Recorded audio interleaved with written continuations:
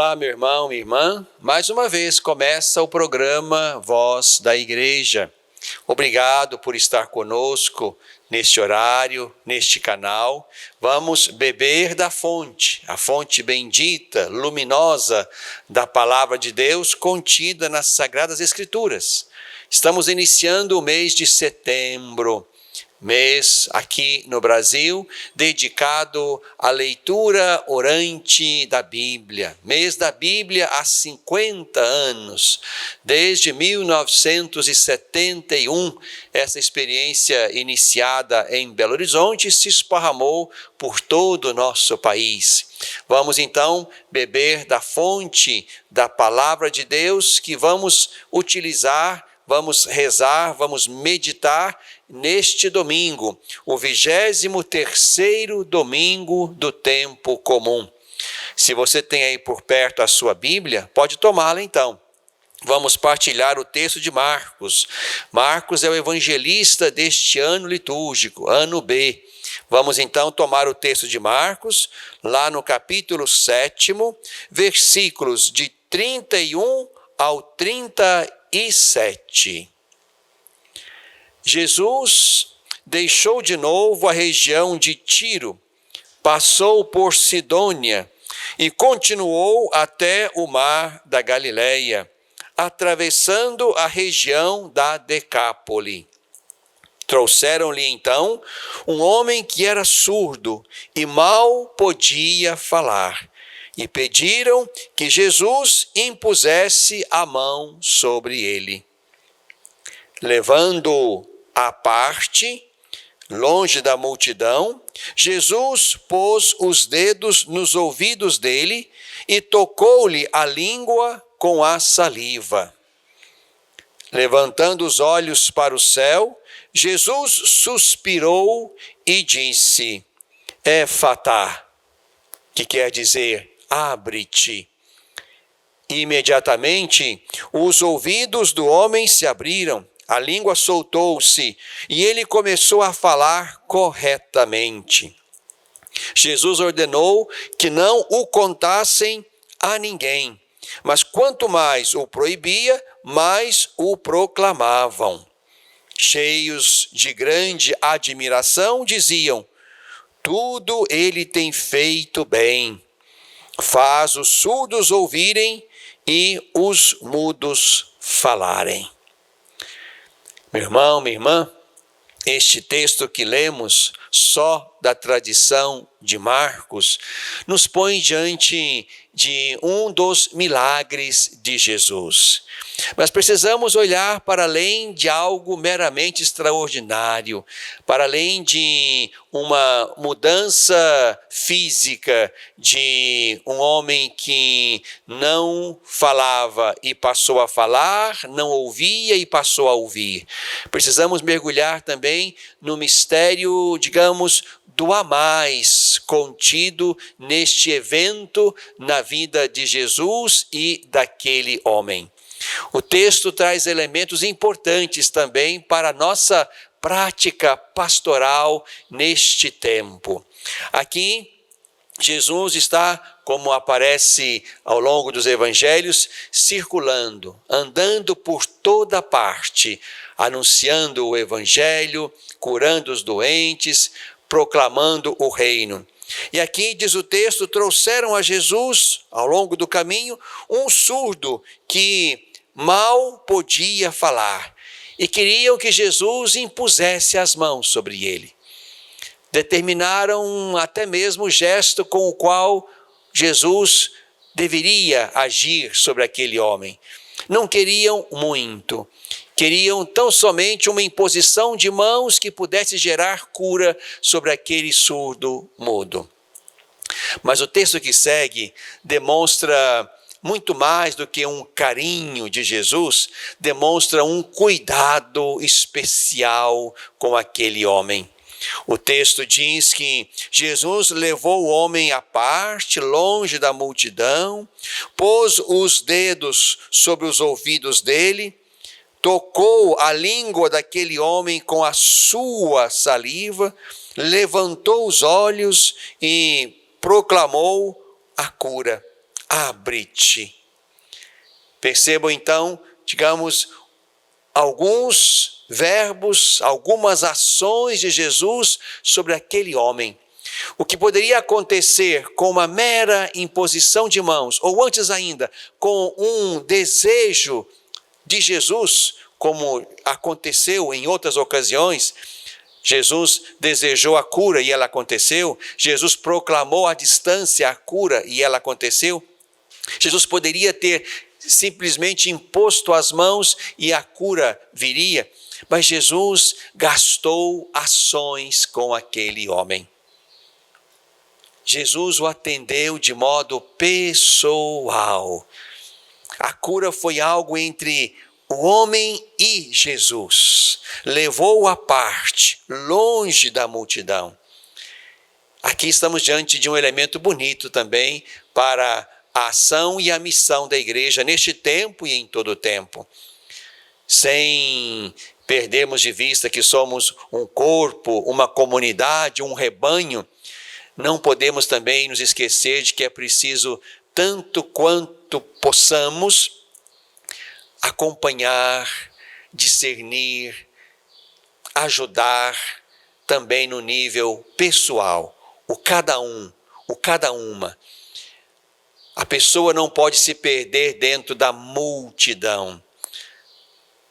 O indivíduo que crê e que precisa da igreja, do ministro, de algum bem que a igreja lhe possa dar, esse irmão, esta irmã, precisam ser cuidados ali, na sua necessidade pessoal. Aqui estamos diante de um dos textos em que Jesus faz questão disto. Havia certamente na multidão muitos que queriam algo dele, mas Jesus gasta tempo com um. Gasta ações com um, dedica-se a um. Aqui estamos diante, portanto, de um traço que também deve marcar a nossa ação pastoral. O nosso olhar sobre o todo, o nosso cuidado com o todo, não pode dispensar o nosso cuidado com cada um. Jesus conhece cada uma das suas ovelhas. E assim também nós tínhamos que nos esforçar como pastores deste tempo, como igreja deste tempo. Precisamos nos esforçar para também termos presente a vida de cada um, a história de cada um, a necessidade de cada um, de maneira que também possamos com Jesus aprender isto, a dinâmica do cuidado do rebanho todo, mas também o cuidado que cada ovelha precisa e merece receber de Deus, através da igreja, através dos pastores. Mas queria ainda avançar com você, meu irmão, minha irmã, para um outro dado importante. Jesus poderia ter usado muitos gestos, poderia ter simplesmente ali, distante da multidão, ter imposto as mãos, poderia ter dado apenas a ordem da cura, ou suspirado o éfatá, que abriu os ouvidos e a boca daquele homem. Mas há um outro gesto de Jesus que é importante nós também penetrarmos com o olhar da fé. O texto diz que Jesus pôs os dedos nos ouvidos dele e tocou-lhe a língua com a sua saliva. Jesus toca aquele homem, como quem participa da sua deficiência, da sua limitação e até mesmo da sua ignorância religiosa, porque se ele não escutava, ele não tinha acesso ao ensinamento da lei e também não podia proclamá-la porque não falava. Jesus então, digamos assim, toca de fato o universo, o corpo, a deficiência daquele homem, quando toca com os dedos nos ouvidos dele, mas também toca a língua daquele homem com a sua saliva, como quem tirasse algo de si e desse a ele. Esse gesto é diferenciado. Jesus tira da sua saliva e põe da sua saliva na língua daquele homem, como quem dissesse que Jesus, o Filho de Deus, aquele que é expressão da perfeição da humanidade, Jesus quer que aquele homem também participe de tudo que é digno do humano. ouvir o anúncio das coisas de Deus que Jesus lhe podia fazer. E por isso lhe abriu os ouvidos, para que ele tivesse acesso não simplesmente à lei dos judeus, mas também tivesse acesso, a partir daquele momento, ao ensinamento novo e divino de Jesus. Mas além disso, além de receber, aquele homem também deveria ser portador de uma palavra. Da palavra que sai da boca, da saliva de Jesus e é colocada na boca e na saliva daquele homem. Aquele homem se torna, portanto, receptor e anunciador da palavra de Jesus. Por isso é importante que nós também entendamos isto. É este o sentido do éfata que nós colocamos lá como rito complementar do batismo. Aquela criança precisa crescer para ouvir e para proclamar a palavra de Jesus. Palavra que não é simplesmente uma teoria, um discurso, mas uma palavra que é Jesus mesmo, que acolhido na fé, dá sentido e beleza e horizonte a cada vida humana. Por isso a vida humana que se encontra com Jesus, o recebe pela pregação, pela catequese, pela liturgia e por isso mesmo se deixa transformar por esse Jesus encontrado, esta pessoa também se torna proclamadora, anunciadora, missionária de um anúncio que salva. Por isso, meu irmão, minha irmã, que a liturgia deste domingo possa de fato ser também para nós um momento particular em que Jesus toque os nossos ouvidos e os disponha a acolher com docilidade, com sede, a palavra bendita que desce do alto para ser palavra que salva, palavra de verdade e palavra de vida. Mas também a liturgia que celebramos nesse domingo possa abrir nossa boca, a fim de que sejamos portadores da saliva, da palavra, do anúncio libertador que Jesus põe no coração humano para ser levado a todos os corações. Que possamos crescer na capacidade de ouvir e acolher a palavra e de anunciá-la com alegria. Bebemos da fonte.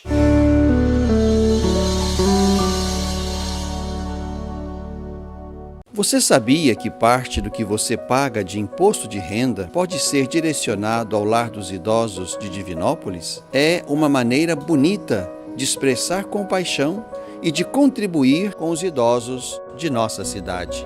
Pergunte ao seu contador ou ligue hoje mesmo para o lar e se informe.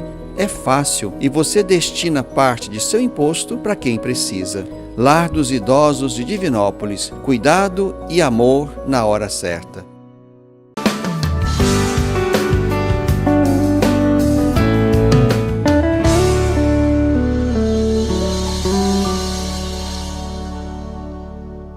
No coração deste tempo, o ano vai avançando, chegamos então ao mês de setembro, mês da primavera, mês da palavra de Deus. 50 anos vividos aqui no Brasil como um mês em que nos voltamos de modo particular, atento e mais dócil à palavra de Deus, para de fato colocá-la sempre no centro da nossa fé e da nossa ação pastoral. Este é um dos pilares importantes da nossa ação pastoral aqui no Brasil, a animação bíblica da pastoral. Queremos que tudo aquilo que fazemos, as pastorais, movimentos, serviços, novas comunidades, tudo esteja iluminado e ao mesmo tempo tudo esteja profundamente imbuído da palavra de Deus, a fim de que a partir desta palavra de Deus, que é o Evangelho, que é Jesus Cristo, nós possamos dedicar-nos a toda boa obra, a todo cuidado, a toda ação pastoral aqui no nosso país. Por isso, ao longo destes 50 anos, desde 1971, nós vamos no Brasil a cada ano nos dedicando a um pequeno fragmento da Sagrada Escritura, a fim de que a partir daquele pequeno fragmento possamos retomar a beleza e a importância desta palavra e recolocá-la no centro da nossa vida, da nossa fé, da nossa ação pastoral. Mais uma vez, neste ano, nos debruçamos, portanto, sobre um texto bíblico. Desta vez, um versículo da carta de São Paulo aos Gálatas. Um pequeno versículo que nos quer ajudar a perceber a beleza, a temática, a presença de Deus ali naquela palavra que Paulo escreve e dedica à comunidade da Galácia e também a nós que continuamos lendo esta palavra como verdadeira palavra de Deus. O versículo que nós lemos da carta de Paulo aos Gálatas está lá no capítulo 3. Capítulo 3, é ali que nos encontramos com esta palavra de Paulo. Todos vós sois um só em Cristo Jesus. Todos vós sois um só em Cristo Jesus. A partir desta palavra, desse pequeno versículo da carta de Paulo aos Gálatas, nós percebemos que ao redor de Cristo, ao redor da fé em Cristo, nós nos tornamos uma única e mesma família. Sois um só em Cristo Jesus. De modo que no meio de nós não deve haver nenhuma divisão, nenhuma separação, nenhuma acepção que nos coloque uns sobre os outros, uns melhores do que os outros, uns com mais direitos do que outros. Não. A nossa fé nos torna uma única e mesma família. Jesus é o Filho unigênito, o primeiro dos irmãos, e a partir da nossa fé nele, nos tornamos também membros da família dele, membros da família de Deus. Somos filhos no Filho. No Filho unigênito em quem cremos, nós nos tornamos filhos de Deus e, por isso, membros desta grande e mesma família e precisamos viver, portanto, como irmãos. Paulo, nesta carta aos Gálatas, vai sinalizar muitos temas importantes da nossa fé. Um deles, certamente, é o único evangelho. São Paulo chama a atenção dos Gálatas que, ao que parece, perderam logo a certeza acerca do evangelho que Paulo lhes tinha anunciado. E foram também cedendo a outros pregadores que apresentaram um outro evangelho, como diz Paulo logo no primeiro capítulo da sua carta. Admiro-me de que tão depressa, abandonando aquele que vos chamou na graça de Cristo, tenhais passado a outro evangelho. Então este é um tema importante. Há um só evangelho, porque há um só Senhor Jesus Cristo. É ao redor de Jesus e da sua palavra, tão somente na sua palavra, que nós estabelecemos o nosso vínculo com Deus, com a sua verdade, com o seu mistério. E este evangelho precisa estar firme, consolidado no nosso coração, para que ninguém nos queira apresentar um outro caminho ou uma outra verdade. Nem se um anjo nos anunciasse outro evangelho, deveríamos crer, como Paulo ensina, pede e critica os Gálatas por terem cedido facilmente a uma outra pregação. Este é um tema importante. Um outro tema importante da carta aos Gálatas, a gratuidade da salvação. A salvação não é obra meritória, a salvação é dom que acolhemos pela fé em Jesus Cristo. O tema da liberdade cristã, um tema precioso a Paulo, precioso também aqui nesta carta que ele dirige aos Gálatas, a liberdade cristã, de modo que entendamos que é preciso, sim, estar diante de Deus com o Espírito dele que nos fez livres. O Espírito de Cristo nos permite saborear a verdadeira liberdade. Por isso, Paulo insiste com os Gálatas e conosco que não dá para ir pendurando na fé cristã elementos que vão engessando, que vão normatizando, que vão, de alguma maneira, tornando lento e pesado o exercício do caminho. Mas é preciso, com a liberdade de escolher com Jesus, escolher como Jesus, e esta é a liberdade cristã, é preciso avançar, portanto, com a leveza de quem escolheu o caminho certo. E o caminho certo é Jesus. A liberdade cristã é optar por Jesus, pelas opções de Jesus, pelos caminhos de Jesus. Um outro tema caro também a esta carta de Paulo aos Gálatas é o tema da fé. A fé agindo pelo amor. É na experiência do amor que nós provamos a fé. Isto é ali no cuidado, como Jesus, com aquele surdo-mudo no primeiro bloco, como ouvimos e meditamos. É ali no cuidado da fé, é ali no cuidado que a fé nos leva a gerar no dia a dia das nossas relações, uma fé que age pelo amor. É aí que nós provamos a fé que temos e, de alguma forma, também cumprimos toda a moral cristã, que é uma moral do amor ao próximo. A fé que age pela caridade ou age pelo amor é o lugar precioso, onde expressamos que cremos em Deus e onde também realizamos aquilo que é mais caro à moral cristã, que é o amor ao próximo. Por fim, Paulo também nessa carta aos Gálatas vai falar dos frutos do Espírito.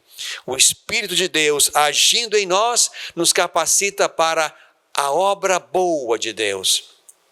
A moral não é alguma coisa que vem de fora para dentro, como quem quer de maneira agressiva, autoritária, nos obrigar a alguma coisa. Não. A nossa moral cristã é resultado de uma docilidade ao Espírito, que em nós produz os seus frutos, os seus bons frutos. O Espírito de Deus produz em nós frutos bons. O Espírito do mundo produz em nós frutos que podem nos levar na contramão da fé. Por isso, São Paulo nos convida a esta docilidade ao Espírito que produz em nós os seus bons frutos. Então, meu irmão, minha irmã, quero convidar você, neste mês de setembro, a tomar o texto de Paulo aos Gálatas. São seis capítulos, onde poderemos, de fato, saborear com tranquilidade, com beleza, aquilo que Deus nos quer falar através desse escrito paulino.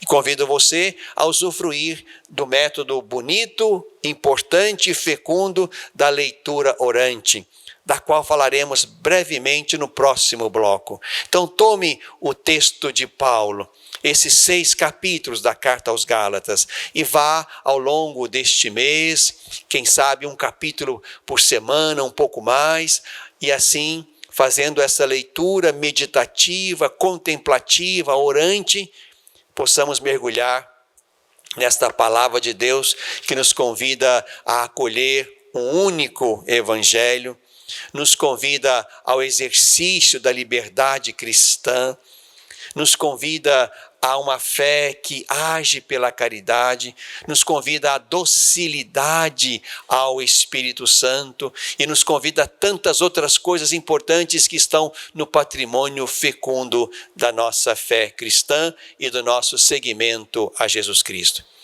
Quero então pedir a você que faça o dever de casa espiritual neste mês de setembro, de tomar o texto de Paulo e, na sua leitura de cada dia, deixar-se iluminar por esta palavra bendita, onde somos convidados a ser um só em Cristo Jesus, no coração deste tempo.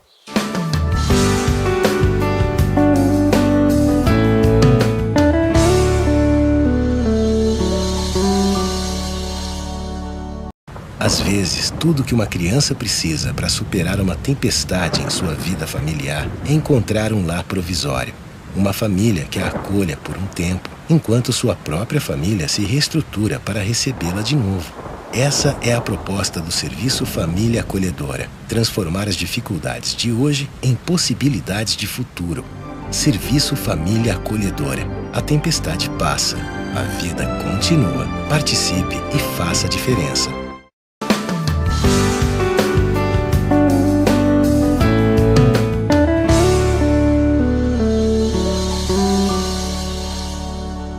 Na tradição da igreja, aprendemos o que nós chamamos leitura orante da palavra de Deus. E é isso que quero convidar você a fazer, sobretudo neste mês de setembro, aprendendo a partir do texto de Paulo aos Gálatas. São passos importantes, pedagógicos, que nos ajudam a penetrar o mistério e a beleza da palavra de Deus. Qual é o primeiro passo da leitura orante? A leitura. É você pegar lá o pequeno texto, alguns versículos ou o capítulo inteiro, mas quanto menor o texto, melhor. Pegar aquele pequeno texto e ler. Ler uma vez, 2 vezes, 3 vezes, até quem sabe podendo você mesmo, de olhos fechados, repetir o texto, para que aquele texto se torne, digamos, algo dentro de você, tirando do texto e da letra para a sua memória. Por isso, talvez fosse importante que ele fosse pequeno, não um grande texto ou um capítulo inteiro. Mas esse é o primeiro passo, leitura. O segundo passo é a meditação. O que este texto diz para mim? A partir da minha vida, do meu momento, da minha história pessoal, a partir das minhas vivências atuais, o que este texto diz para mim? Em que este texto toca a minha vida com o que eu vivo hoje, neste momento da minha história? Este é o segundo passo, meditação. Aí nesse passo você pode destacar palavras do texto que talvez digam respeito à sua própria vida, ou palavras do texto que te ajudam a iluminar e a ficar firme no seu caminho. Palavras que falem ao seu coração. O que o texto diz para mim é o segundo passo. O terceiro passo, o que o texto me leva a dizer a Deus. E aqui estamos já no momento de oração. Tendo lido, tendo meditado e confrontado o texto com a minha vida, o que este texto me leva a dizer, a rezar, a pedir, a agradecer a Deus? O texto faz rezar. Este é o terceiro passo. O quarto passo importante é a contemplação, de modo que ali, agora, no silêncio que veio depois da oração, da meditação e da leitura, ali no seu silêncio, Deus possa colocar algo no seu coração, uma certeza, uma inspiração, uma consolação, um silêncio que contempla Deus que lhe falou ao coração através da palavra lida, meditada e rezada. E um quinto passo importante, a ação.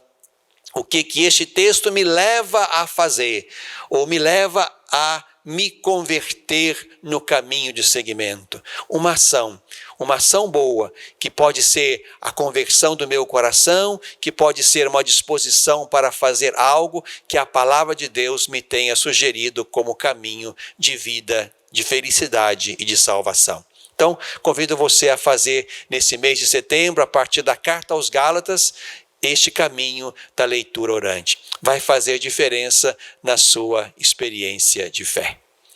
na tradição da Igreja.